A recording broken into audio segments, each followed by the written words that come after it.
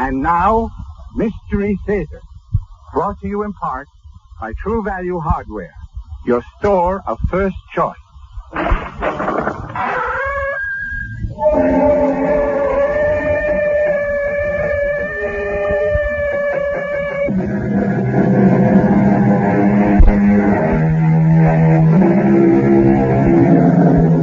Come in. Welcome. I'm E.G. Marshall. Welcome to the sound of suspense. Welcome to the fear you can hear. Welcome to the world of terrifying imagination. The subject of the story you're about to hear is murder. But the subject is also time. We've all heard of killing time. But have you heard about using time to kill? You will in the next few minutes when Mr. Owen Layton himself tells you his most ingenious scheme for getting rich quick by means of sudden death. Owen, for heaven's sake, what are you doing here? You're supposed to be in Paris. Nice choice, Harriet. And I seem to have done exactly that. By the way, I met your charming dance instructor. Although I'm quite sure he didn't see me. But I don't understand.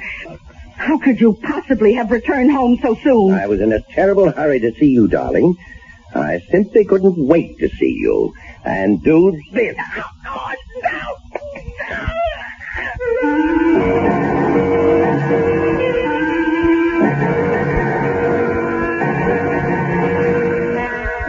Our mystery drama, Sea of Troubles, was written especially for the Mystery Theater by Henry Slessor and stars Scott Cotsworth.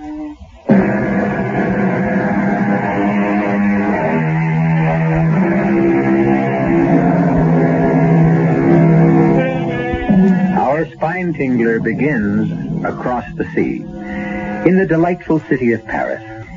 They say that you can sit at a sidewalk cafe in one of these streets and sooner or later meet everyone you've ever known. Well, now we're going to introduce you to someone who you don't know, but whose acquaintance you'll enjoy making. His name is Owen Layton, and he prefers to tell you his unusual story in his own words. I arrived in Paris at 10 o'clock that morning, but I didn't leave my hotel room until well after 4. I knew my brother Gerald's habits only too well.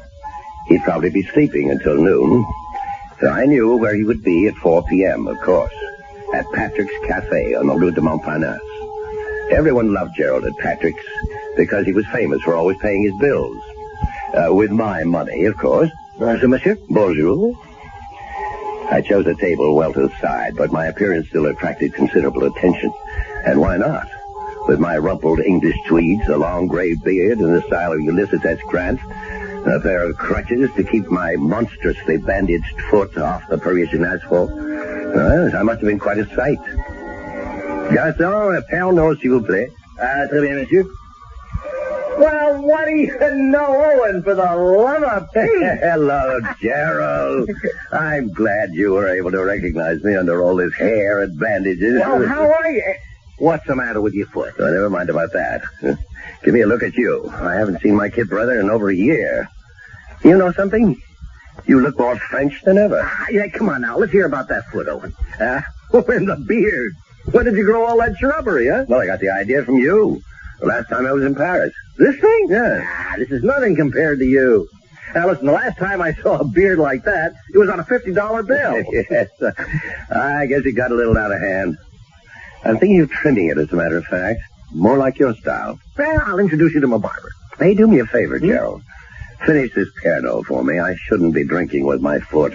Well, what's your foot got to do with it? It's the gout. You remember, I wrote you about it a few months ago. I had an attack just before I sailed for Europe. Well, how's your painting coming along? You sold anything yet? The only thing I sold is my watch. As if you didn't know. Yes, I know. You came to Paris to starve in a garret. But you look pretty well fed to me.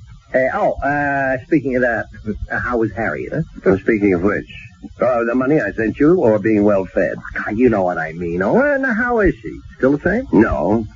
She's more of the same. She's richer than ever, and she's fatter than ever. She's also meaner than ever. Well, she couldn't be too mean. Now she let you grow that beard. I still don't see why you wanted to grow it. You always made such fun of mine. Well, I had my reasons, Gerald. It was part of my plan. Plan? What plan?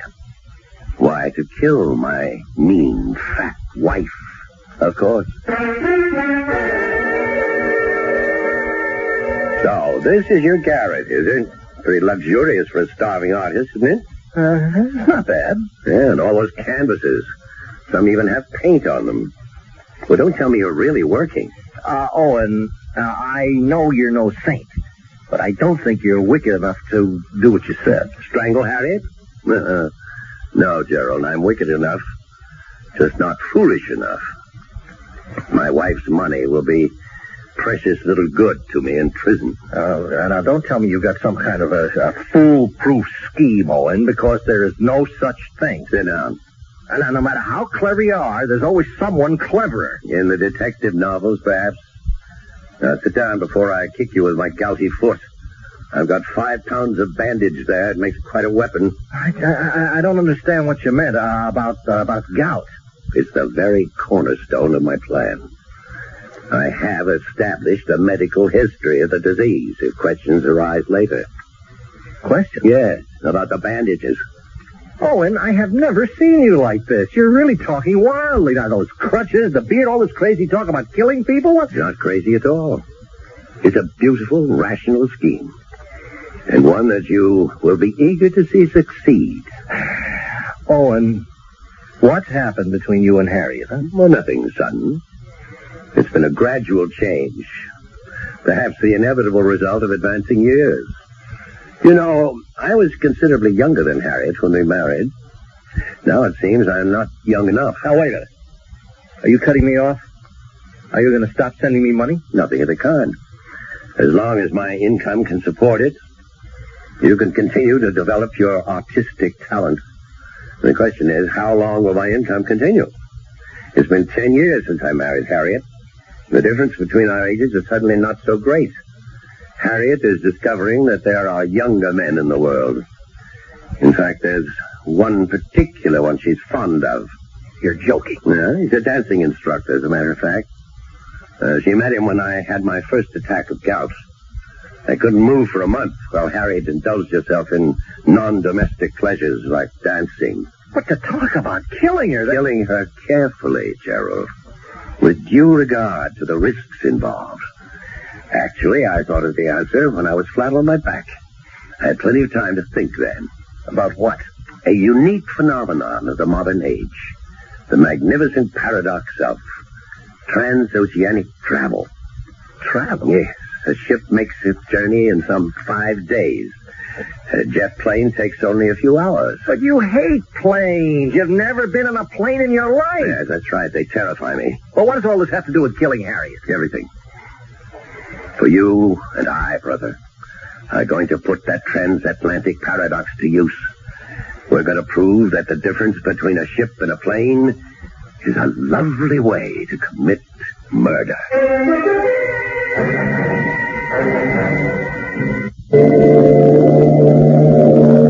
It was almost 2 weeks later that Gerald and I stood on the dock at Le Havre and looked at the trim lines of the SS Empress. She wasn't exactly the largest vessel lying at anchor, but on that particular Saturday, she was certainly the busiest. That was fine with me. The more excitement on the pier, the less noticeable Gerald and I were as we made our way toward A deck.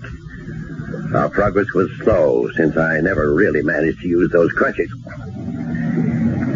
Finally, we made our way to stateroom G, and as the door finally shut behind us, I collapsed on the bunk. I looked at my younger brother's face and felt considerably better. Poor Gerald. His complexion was so pale white against his reddish beard, now fuller by 2 barbarous weeks. Relax, Gerald. I had your confidence, Owen. So let's take care of the passports first, and then we can call the steward. All right. Here they are. Ah, good. Now, we have to do...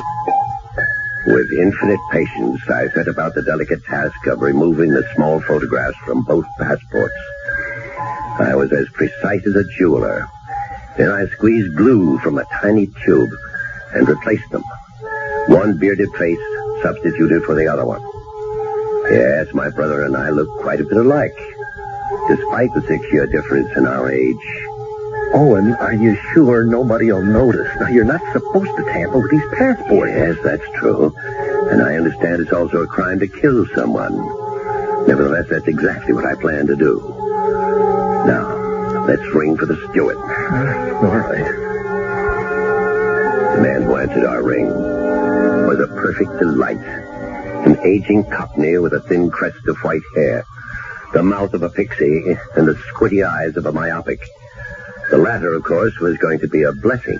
Everything all right, Mr. Layton? Yes, everything's just fine. Your name, Mr. Pawkins? Yes, sir, that's me. Sir Pawkins, at your service. Well, Mr. Pawkins, I'm afraid I'm going to be something of a burden to you on this voyage. As you see, I'm an invalid. Oh, yes, sir, your poor foot, sir. Exactly, my poor foot. As a result, I'm going to be forced to take all my meals in here. So you'll have to arrange matters with the dining steward. I trust that can be arranged. Oh, yes, sir, don't you worry none about that, sir. Good. Nor will I be spending any time on deck. The least bit of roll is extremely painful for me. So I'll remain in my stateroom until we reach port. Oh, what a pity, sir. Oh, it's all right, it's all right. I've got a great deal of business to take care of between here and New York. I'll have enough paperwork to keep me busy. So if you'll just bring me my meals and keep me from being disturbed, you'll be doing your job handsomely. All right? Understood? Oh, yes, understood, Mr. Layton. See you later then, Mr. Pawkins. Oh, yes, sir. We were lucky.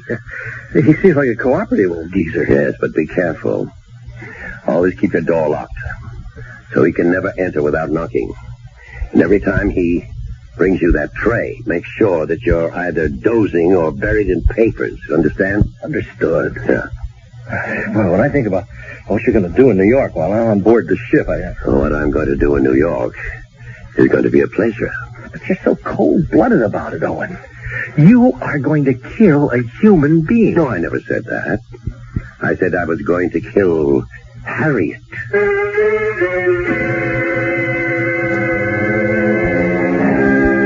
Poor Harriet.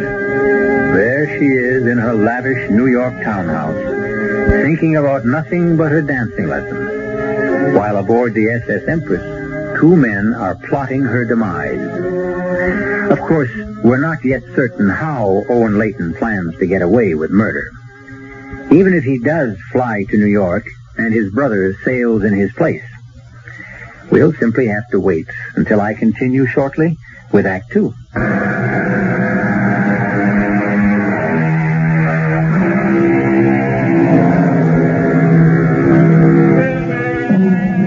Now let's return to Stateroom G on A deck of the SS Empress.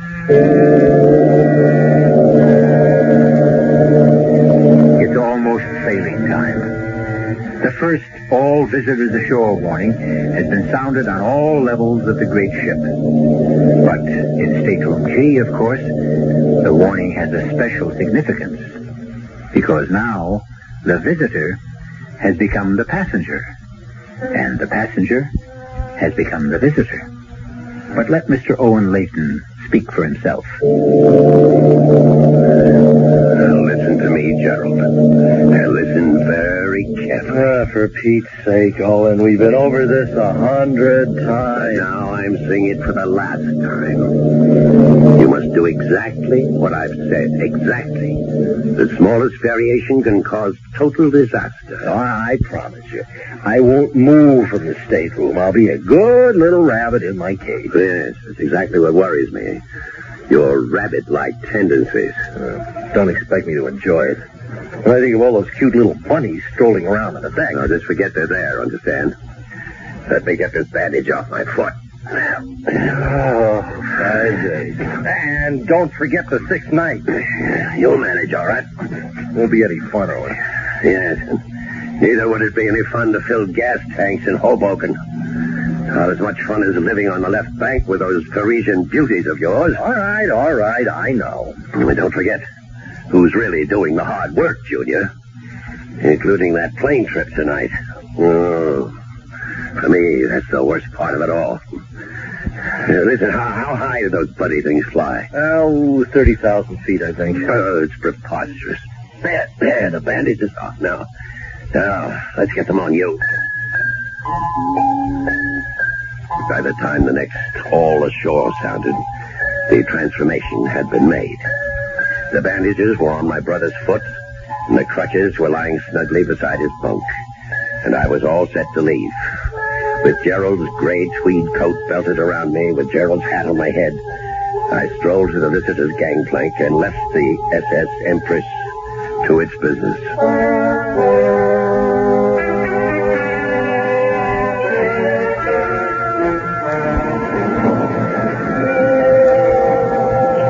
In a way, it was fortunate that I dreaded air travel so much. The thought of being carried aloft some 30,000 feet inside the monstrous machine parked at the Gate 7 on Orlick's Field was completely engrossing. For this reason, I overcame any nervousness I might have had upon confronting the immigration authority. The official merely glanced at the photograph in my passport book, snapped it shut briskly, and handed it back. Mr. Gerald Robin Layton was on his way back home. I don't recall much about the flight. I remember about 10 minutes of sheer terror when we took off on what seemed like a ridiculously short runway. I know there were several more hours of alternating fright, numbness, and drowsiness, helped by liberal amounts of alcohol. And then there was that agonizing half hour following the captain's announcement of our approach into Kennedy International Airport. And wonder of wonders, I was safe. The only one in danger was my wife. It was midnight in New York when I climbed into a taxi and gave the driver our destination, Grand Central Station. In the terminal, I deposited my single piece of luggage in a public locker and took still another taxi to the street where Harriet and I had spent the last 4 years of our marriage. The brownstone was an imposing building from the exterior, but Harriet's money had made it possible to scoop out the interior and transform it into a duplex of cunningly modern design. I had spent several happy hours in this house, about 7 or 8, I think. It was 1:20 in the morning by the time I arrived, and the traffic had gone from the quiet streets of Sutton Place. The street was empty. The shades of the buildings opposite had all been drawn against the night. I felt certain that no one saw me quietly insert the key into the lock of the front door. I went quietly upstairs to the bedroom. It was empty. But that was no surprise. It was Saturday night. Presumably, I was in Paris. Therefore, Harriet was on the town, probably in the company of her dance instructor friend. In a way, I was glad that she was running true to form. It helped me feel justified in taking the drastic course that I was about to take. About 20 minutes later, I heard the front door opening again. Oh, my feet. My feet. You danced my little tootsies off tonight. You let us spare you. Well, that's what you're paying me for, Mrs. Layton. No, that's what you think, lover. Well, speaking of love... Oh, stop it now, Douglas. Oh, stop it, brute. You mean I don't even get a kiss goodnight? Oh, tomorrow night, maybe. Right now, I just want to go to sleep. I thought you looked a bit preoccupied tonight. Is anything wrong? No. Unless you count a cable from my husband. Well, he's still in Paris, isn't he? He sailed on the Empress. He'll be here in another 5 days. Well, that's too bad. Isn't it? He can stay tomorrow, all right? I'll count the hours. Good night, my princess. Good night. And then Harriet started up the stairs. I picked up the pretty blue vase that adorned her dressing table and placed it behind my back. Hello, Harriet. Oh, and for heaven's sake, what are you doing here? You're supposed to be in Paris. Well, I thought I'd surprise you, darling. I seem to have done exactly that. But your cable, you said you were taking the Empress. She won't arrive for days. No, actually, I changed my mind about taking the ship. I flew instead. You? You were never inside a plane in your life. No, there's always a first time, isn't there? For everything. But why? When you're so terrified of flying. Because I was in a hurry, darling. I simply couldn't wait to see you and do this.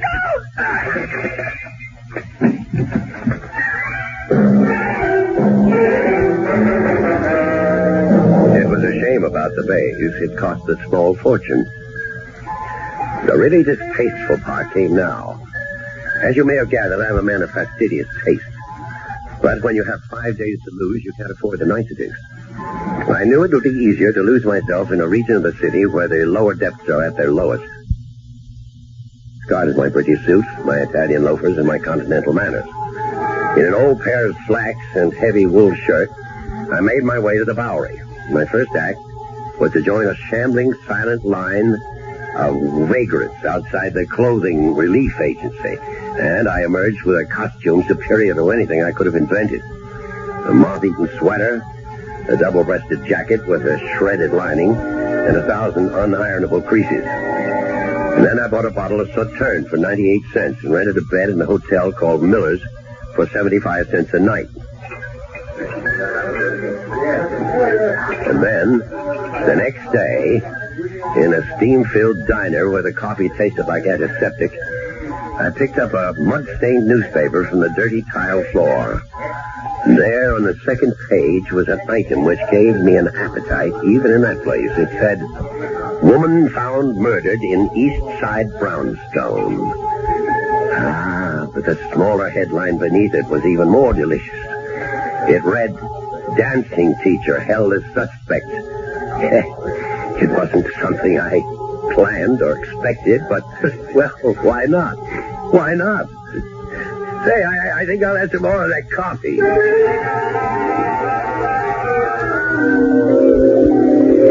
And then the 5 days were over. It wasn't very far from the Miller Hotel to the docks. The first glimpse I had of the Empress' beautiful bow on the horizon thrilled me in a way I had never known before. But I couldn't stand about and admire it. I had things to do. I made my way as unobtrusively as possible back to Grand Central Terminal. I removed my luggage from the locker, and then in the washroom I shaved and changed into clean clothes. Then I went down to Pier 16 to greet the arriving Empress. I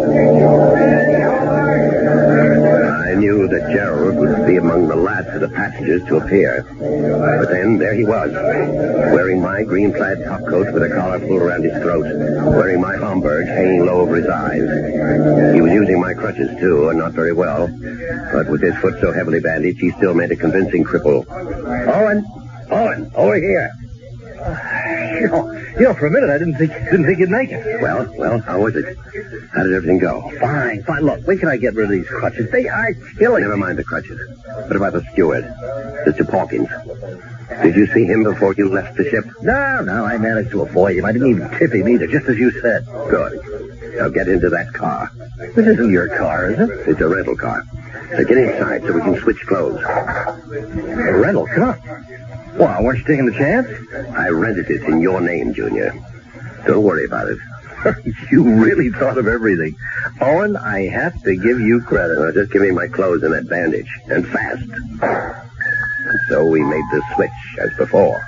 By the time I stepped out of the rented automobile, I was dressed in the Homburg and the green plaid coat. And the bandages were back where they had originated. In fact, the crutches seemed like old friends as I hobbled back to the entrance of Pier 16. I spotted the ship's petty officer emerging from the passenger exit. Pardon me, sir. Yes, sir. What can I do for you? Well, it's rather embarrassing. You see, there's a steward that I meant to take care of before I left my stateroom. He was very kind to me. What's his name? Pawkins. He's an old fellow. Very nice. I hated to miss him when I left, but somehow I did in all the excitement.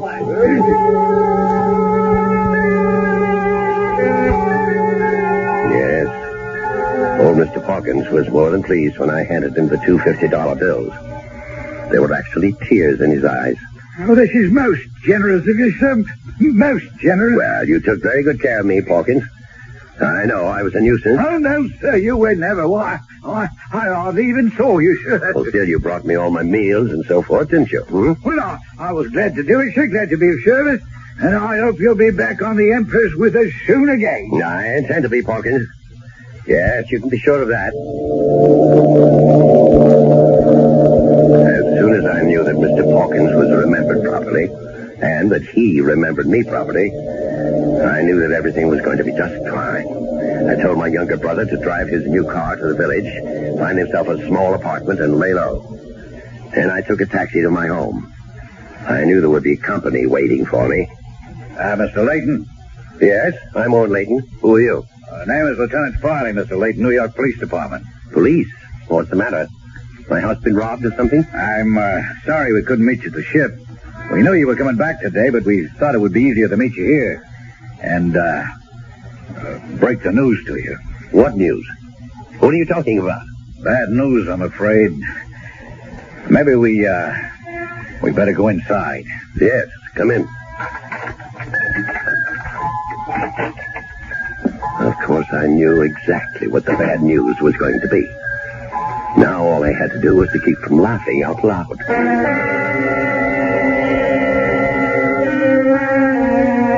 We seem to have been witness to the perfect murder. Owen Layton can't be blamed for the murder of his wife, and for the most natural reason in the world. Owen Layton wasn't in New York when his wife was murdered. Owen was on the high seas. Just ask Mr. Porkins or anyone else aboard the SS Empress. But before we congratulate Mr. Layton on his cleverness,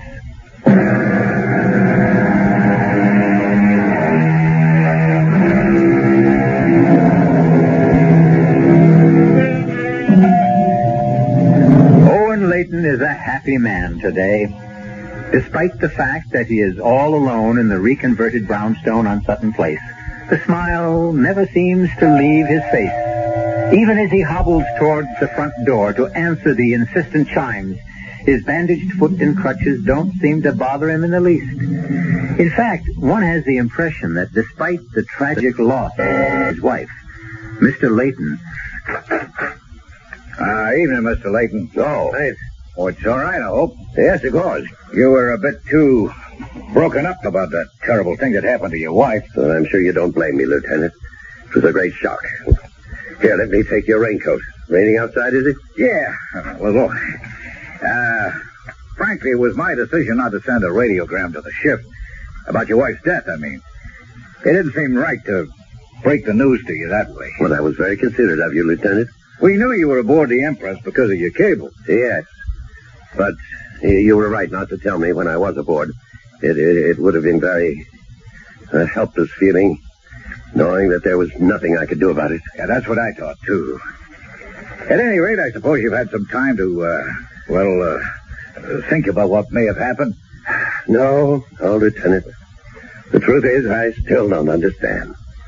That man who killed her, what was his name again? Douglas Denton. Oh, yes. It's not his real name.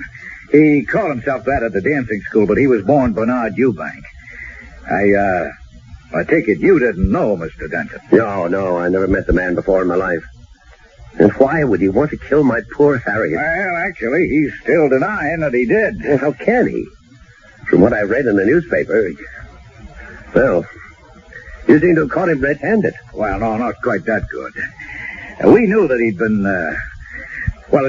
he and your wife had been seeing each other during your visit abroad, and that they'd seen each other that Saturday night she was killed. In fact, he was seen in the vicinity of your house by several witnesses, not more than 10 minutes from the time when we estimate that she was bludgeoned to death. I'm sorry, that's a little too graphic, I know. It's all right, Lieutenant. I want to know the details. I really do. Well, the one detail we don't know is why he would have done such a thing. I mean, frankly, we have Mr. Denton pegged as a rather small-time, gigolo. I'm sorry to tell you that, too. Oh, it's all right. I'm sure Harriet wasn't to blame. I'm sure that man just did whatever gigolos did and made a fool of her. Well, did your wife do that sort of thing often? I don't know. I suppose she's made a few mistakes. Which of us hasn't? Well, now, if you could be more specific... No, Lieutenant. I'm sorry. I want Harriet's killer punished, Lieutenant Farley, but not at the expense of scandalizing my wife. Well, I'm afraid that scandal won't be easy to avoid. We know she was having an affair with Mr. Denton. He's admitted that himself. But that don't give him any reason to break a vase over her head. Yes. Unless she had decided to end the affair, of course. Well, it's one possible theory, of course. Didn't you say you found my cable to her about coming home on the Empress? Yeah, that's right.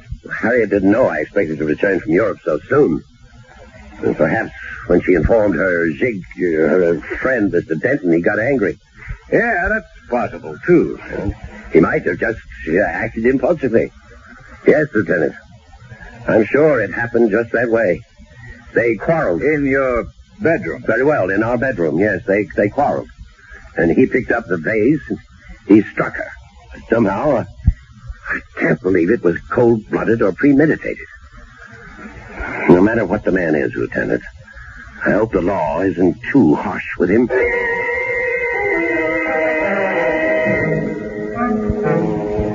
I'll tell you what wasn't easy. It was the waiting. I had to wait for the outcome of 2 legal actions, the verdicts of both the criminal and the probate courts. But I had every confidence that human and fiscal justice would be done. And then, one night, a little more than 2 weeks after my return... Hello? Owen, it's Sheila. I beg your pardon? It's Sheila. God, I feel terrible not calling you before this, but I just found out what happened. I read the whole thing in the paper, back issue. Oh, and you poor thing, you must be in a state. Are you sure you're calling the right number? Of course I am. At least that's the number in the telephone book. 815-5555. Well, you certainly have the right number, miss, but I believe you have the wrong party. Oh, come on. Stop it. You're the only Owen Layton in the directory. Well, that doesn't mean very much. Hey, what is this? What are you trying to do? Well, I'm simply trying to find out who you are and why you think you know me. Wait a minute. Is there someone there with you? Is that what all the double talk's about? No, I'm alone. Well, then why the big act? Well, now listen, Owen. I told you not to try any of that shipboard romance stuff on me. I won't stand for it. Did you say shipboard romance? You heard me. I warned you that I wasn't interested in the friendly little kiss at the gangplank kind of stuff. Listen, you're not talking about the ship you mean isn't the Empress. Of course it's the Empress. Gerald, you idiot. Huh? Oh, what did you say? I said, forgive me, I'm just so mixed up about things right now. Well, you can't be so upset that you forget about me. Besides, from the way you talked about your wife, she didn't mean a thing to you. Look, Sheila, I can't talk anymore right now. You're not brushing me off that easily. Oh, and I warn you. Well, I'm not trying to brush you off. It's just that I'm having visitors, Sheila. Important people, business. All right, tomorrow then. Early tomorrow. I'm not sure I can make it tomorrow either. I may have to go out of town. There are things to settle regarding my wife's estate. Well, there are things to settle, all right. Between us, lover. Oh, God. Dear God, he's ruined everything. Everything.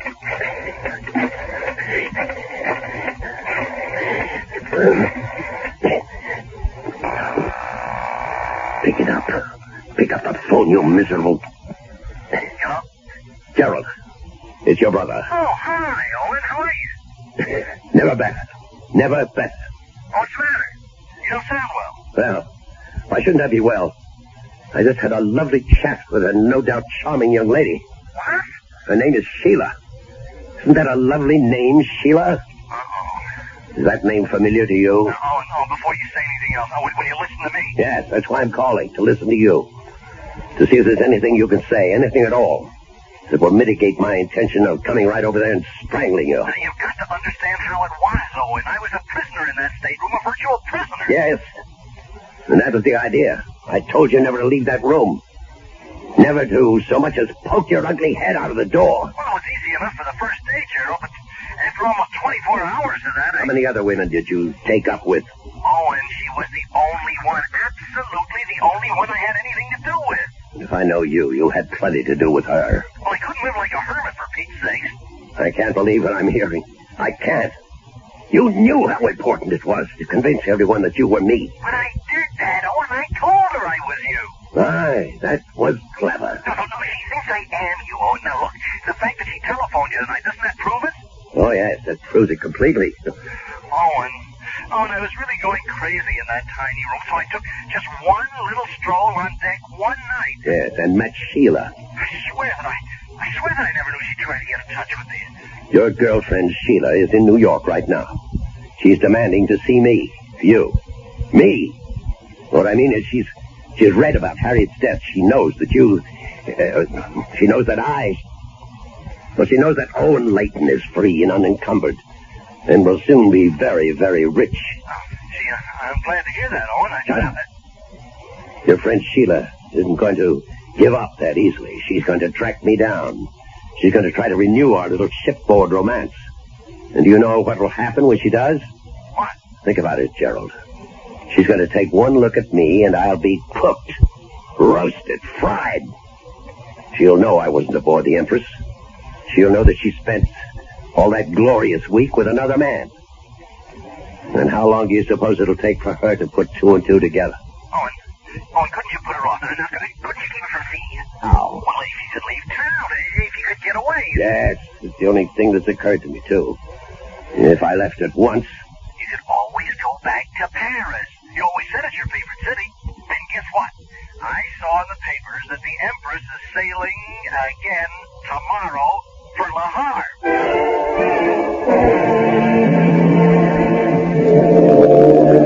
For the first time in my life, I wasn't looking forward to a sea voyage.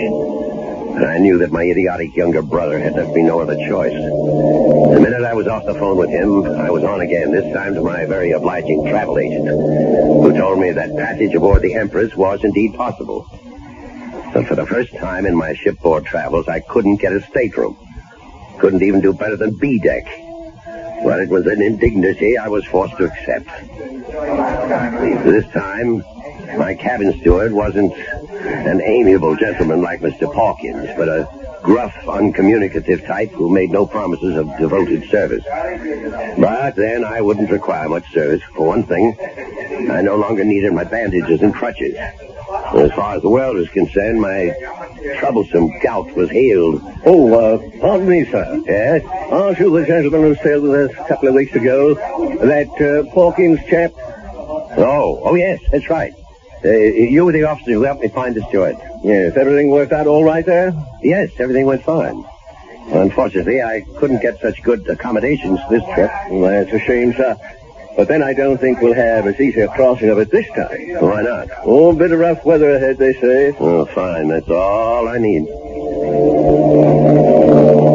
But rough weather ahead or not, at 4 that afternoon, the Empress pulled slowly away from the pier, and I admit that I breathed a heavy sigh of relief. That evening, I was taking a nap before dinner when someone knocked on my door. Oh, who is it? Must be an unfriendly neighborhood steward. Yeah? Hello. Oh, I'm sorry. Oh, was there something you wanted, miss? Well, I've made a mistake. I thought this was Mr. Layton's cabin. What it is. I'm Mr. Layton. Oh, but you're not Mr. Owen Layton, as that's the party I was looking for. But I am Owen Layton.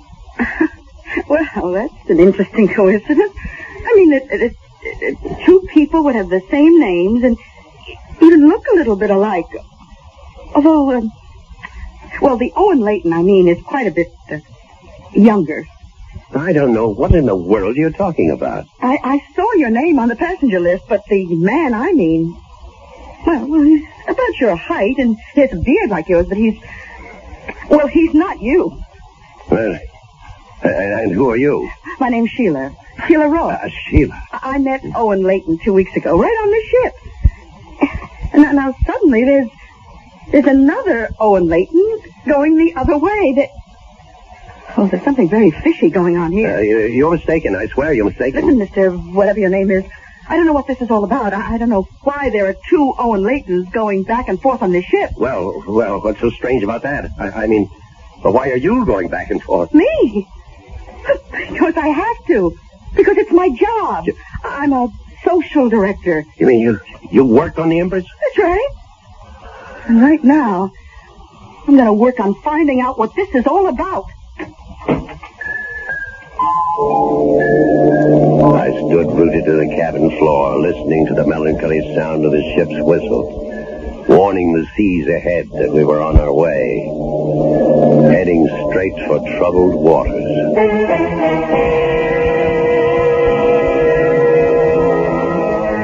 As you have heard, Owen Layton's perfect murder had the customary imperfection. But at least he'll be able to enjoy one last ocean voyage before the authorities send him up the river. Isn't it nice to see justice triumph? Oh, beg your pardon, to hear justice triumph.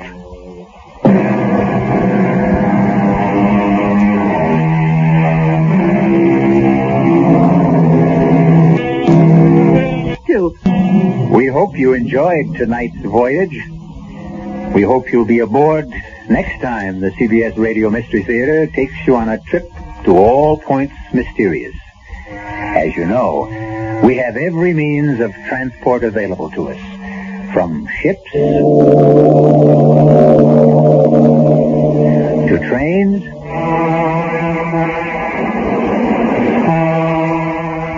to planes. And isn't it wonderful to realize that we did drop of gas? Our cast, Dan Arco and Ian Martin. Our production was under the direction of High Mound. This is E.G. Marshall inviting you to return to Mystery Theater for adventure in the macabre. Until next time, pleasant dreams.